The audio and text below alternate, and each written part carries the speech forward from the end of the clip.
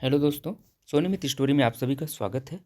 जैसा कि साथियों, हम आपके बीच कुछ कहानियाँ लेकर उपस्थित हो रहा हूँ। उम्मीद करता हूँ कि कहानी आपको पसंद आएगी और आप सभी साथियों से आग्रह है, चैनल पे नए हो तो सब्सक्राइब करना ना भूलिएगा, बेल आइकन को प्रेस करिएगा ताकि और वीडियो को शेयर करिएगा ताकि हम आपके बीच ऐसी ही कहानियाँ लेकर हर समय आ सकूँ।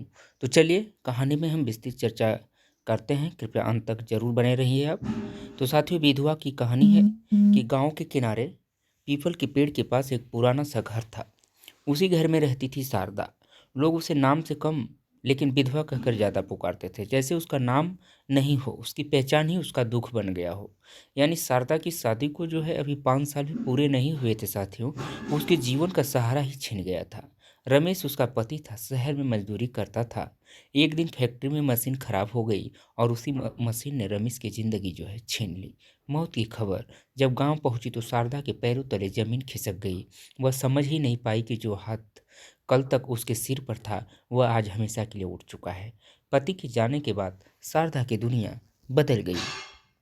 साथियों, रंगीन साड़ियों की जगह सफ़ेद कपड़े आ गए, माथे का सिंदूर मिटा दिया गया, चूड़ियां तोड़ दी गई, जैसे समाज ने तय कर लिया हो कि उसके दुख के साथ साथ उसकी खुशियां भी दफन हो जानी चाहिए।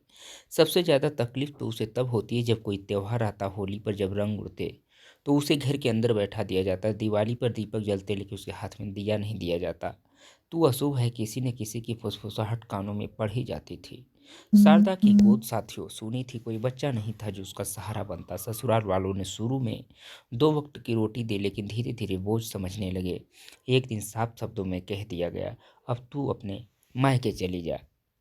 साथियों, मायका भी कोई पनाह नहीं था। पिता बूढ़े हो चुके थे, भाई की अपनी जिम्मेदारियां थी, सबने यही कहा। भाग्य ही खराब था, अब क्या कर सकते हैं। शारदा ने समझ लिया कि उसकी लड़ाई उसे अकेले ही लड़नी होगी।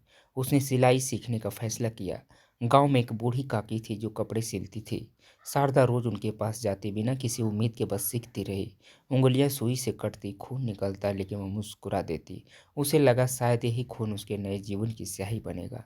धीरे धीरे उसके हाथ सधे, लोग कपड़े सिलवाने आने लगे, कुछ ताने भी देते, विधवा होकर इतना बाहर घूमती है। मगर शारदा ने कान बंद कर लिए। वह जान चुकी थी कि अगर वह रुकी तो दुनिया उसे कुचल देगी। साथियों, एक दिन गांव की स्कूल टीचर मीना मैडम उसके पास आई। उन्होंने शारदा का काम देखा और कहा, तुम बहुत अच्छा सिलती हो, क्यों न लड़कियों को भी सिखाओ। शारदा की आंखों में पहली बार चमक आई। किसी ने पहली बार उसे सिर्फ विधवा नहीं, एक हुनरमंद इंसान के रूप में देखा था।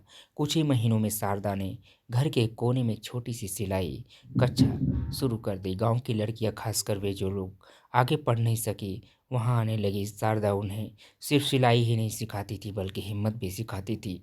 वह कहती, हालात चाहे जैसे हो, अपने पैरों पर खड़े होना सबसे ज़रूरी है। समय बीतता गया साथियों, वही लोग जो कभी उसे अशुभ कहते थे अब उसके पास कपड़े सिलवाने आते, त्योहारों पर उसी से सजावट के कपड़े बनवाते। शारदा के हाथों से बनी साड़ियाँ शहर तक जाने लगी। एक दिन साथियों, पंचायत में किसी ने कहा, शारदा ने गांव की लड़कियों के लिए बहुत काम किया है। शारदा चुपचाप खड़ी रही। उसे तालियों की आवाज़ से ज़्यादा अपने अंदर की आवाज़ सुनाई दे रही थी जो कह रही थी, तू कमज़ोर नहीं है। उस रात उसने पहली बार दिया जलाया, किसी के कहने पर नहीं, उसने मन से, अपने मन से दिए की लौ में उसे रमेश की याद आई। लेकिन इस बार आंसू नहीं आए। उसने मन ही मन कहा, मैं जिंदा हूँ और अब डर कर नहीं जीऊँगी। शारदा की कहानी सिर्फ एक विधवा की कहानी नहीं थी साथियों, वह उस हर औरत की कहानी थी जिससे समाज ने कमज़ोर समझा लेकिन जिसने अपने दुख को ताकत बना लिया। और उस पीपल के पेड़ के पास वाला घर अब विधवा का घर नहीं बल्कि शारदा सिलाई केंद्र कहलाने लगा। साथियों, उम्मीद करता हूँ कि कहानी में अंत तक जरूर बने रहे होंगे और कहानी से बहुत कुछ सुनने और समझने को आपको मिला होगा। काफ़ी अच्छी सीख मिली होगी कि एक विधवा की ज़िंदगी कैसे बदतर ज़िंदगी से एक खुशहाल ज़िंदगी का आनंद आया, कितना मेहनत से उसने ये दिन देखा। तो आप सभी साथियों से आग्रह है, चैनल पे नए हो तो सब्सक्राइब करना नहीं भूलिएगा, बेल आइकन को प्रेस करिएगा, इन वीडियो को शेयर करिए, कमेंट करिए ताकि हम आपके बीच साथियों ऐसी ही कहानी लेकर आपके बीच आता रहूं। तो चलिए, आप सभी का हम अपने चैनल के माध्यम से बहुत बहुत स्वागत करते हैं। थैंक यू सो मच दोस्तों, ऑल ऑफ यू।